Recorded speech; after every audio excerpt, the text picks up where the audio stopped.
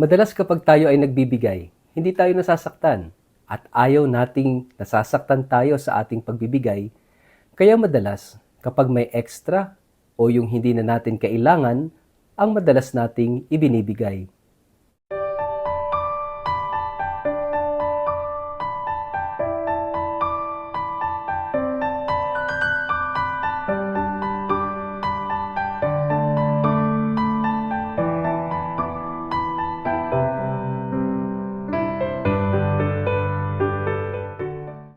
Ang mabuting balita ng Panginoon ayon kay San Lucas. Nang tumingin si Jesus sa paligid, nakita niya ang mayayaman na naglalagay ng mga handog sa templo. Nakita rin niya ang isang dukhang biyuda na naghulog ng 2 salaping tanso.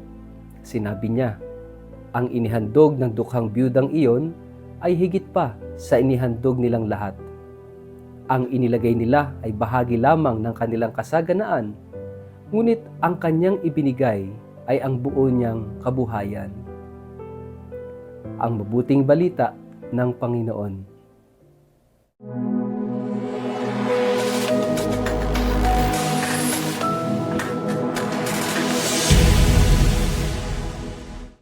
Mapagpalang araw po sa inyong lahat. Kumusta po kayo? Ang atin pong word of the day ay everything. Bago po tayo magpalalim sa atin pong reflection ngayong araw na ito, kayo po ay muli kong inaanyayahan na huwag kakalimutan na mag-like, follow at subscribe sa ating page na Word of the Day. Father Richard Lagos, ganoon din po, pakishare ang ating video ito sa inyong kapamilya, kamag-anak, kaibigan, mga kakilala sa social media. At sana po, maging media evangelizers tayo at online missionaries, no, sa pamamagitan ng pagbabahagi ng video ito. Salamat po sa Couples for Christ community, hindi lang sa Pilipinas kundi sa buong mundo. Recently ay nagbigay ako ng Advent Recollection sa CFC diyan sa Cavite, and it was a wonderful experience kasama ng mga followers ng Word of the Day na members ng Couples for Christ. Salamat po sa pagbabahagi ninyo ng Word of the Day sa inyong community, at sana marami at malayo pa ang ating marating sa pagpapalaganap ng salita ng Diyos sa pamamagitan po ng Word of the Day. Thank you very much. Mga kapatid, ikaw ba'y mapagbigay na tao? Sana yung pagiging mapagbigay natin ay dahil mapagmahal tayo. Bakit po? Dahil hindi lahat na nagbibigay, nagmamahal. Pero lahat na nagmamahal, nagbibigay. Sana tayo'y nagbibigay dahil tayo nagmamahal. Kasi likas sa pagmamahal ang pagbibigay. And that is why the gospel today speaks about generosity. And generosity is the antidote to greed. Ito ang vaccine, ito yung gamot sa virus ng kasakiman, ng pagkamakasarili. And that is why, whenever you are given an opportunity to give, dapat ikaw pa yung nagpapasalamat sa taong binigyan mo. Ikaw pa yung nagpapasalamat sa taong tinulungan mo. Ikaw pa dapat yung nagpapasalamat sa taong dinamayan mo. Why? Because binigyan ka niya ng pagkakataon na mamatay yung greed virus sa puso mo. Yung greed virus sa buhay mo. And that is why, kapag ikaw ay tumulong, ikaw ay nagbigay, ikaw ay nagmalasakit, ikaw ay dumamay, huwag ka na maghintay na pasalamatan ka. Sana ikaw pa yung maunang magpasalamat and be grateful because you are given the chance, you are given the opportunity to be who you are. Dahil tayo likas na nilikha ng Diyos na mapagmahal. Because God is love. And love is self-giving. Ang pag-ibig ay pagbibigay. At ang kabaliktaran, no, ng pagbibigay ay yung kasakiman, yung pagkamakasarili. Kaya nga, kapag hindi tayo nagmamahal, hindi rin tayo nagbibigay. Mga kapatid, ito yung napakahalaga itinuturo sa atin ng Panginoon dito sa ating gospel. Napansin niya, yung mga tao nagbibigay ng alay sa templo, yung mga mayayaman, no, ay naghuhulog ng kanilang donasyon out of their surplus. Yung mga tira-tira, yung mga extra, o baka nga yung hindi nila kailangan ang ikanilang ibinibigay. Pero napansin ni Jesus itong isang biyudang mahirap na nagbigay ng ilang barya. At sabi niya, itong biyudang ito ang nagbigay ng pinakamalaking halaga. Dahil yung mayayaman daw ay nagbigay lamang ng surplus. Mga kapatid, ano yung gustong sabihin dito ng ating Panginoon? Napakahalaga at isang patunay na ikaw ay tunay na nagbibigay. Yung nagbibigay ka ng may sakit sa kalooban.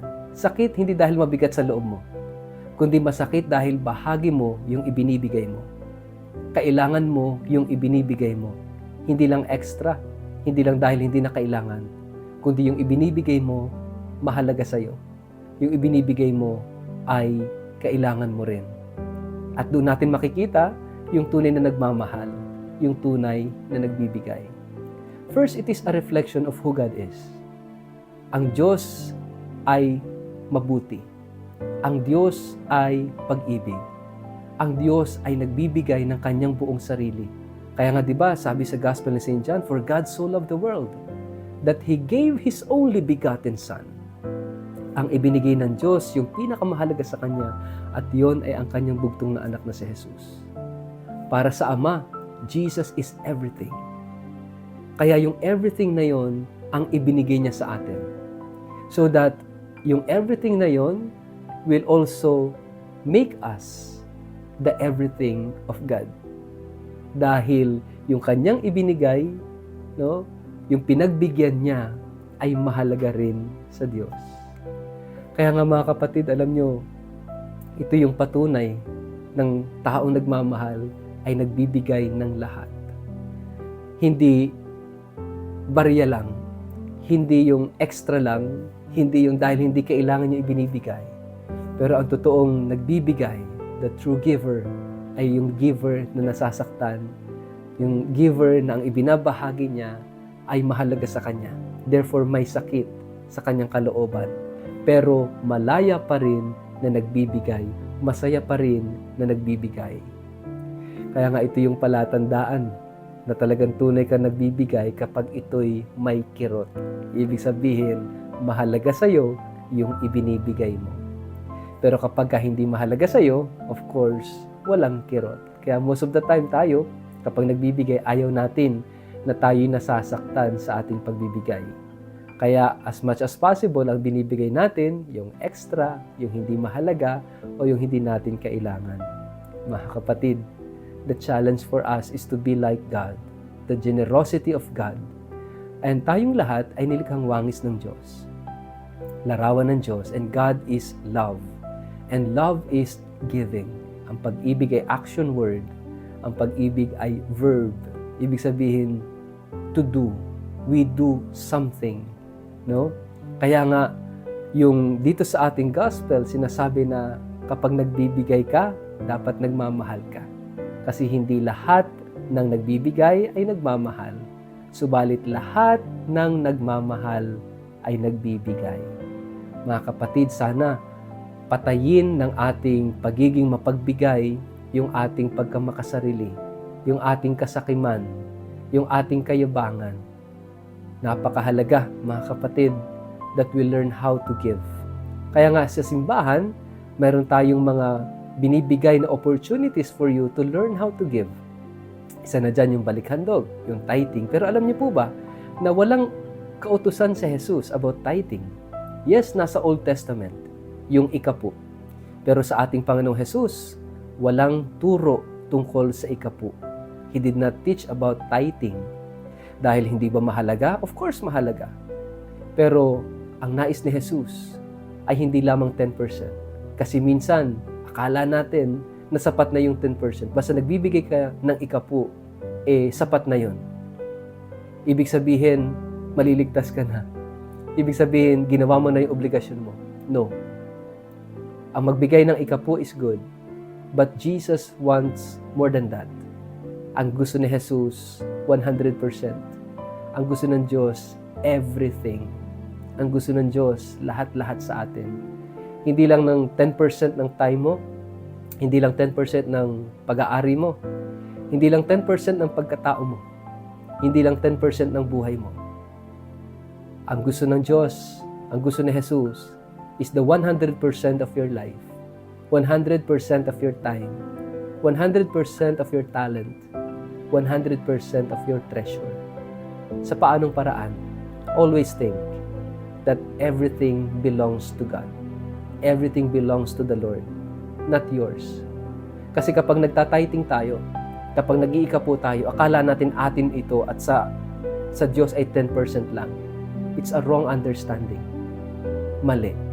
Dahil lahat sa Diyos, lahat ng meron ka, kahit yung mga bagay na na-acquire mo because of your own efforts, even those belongs to God.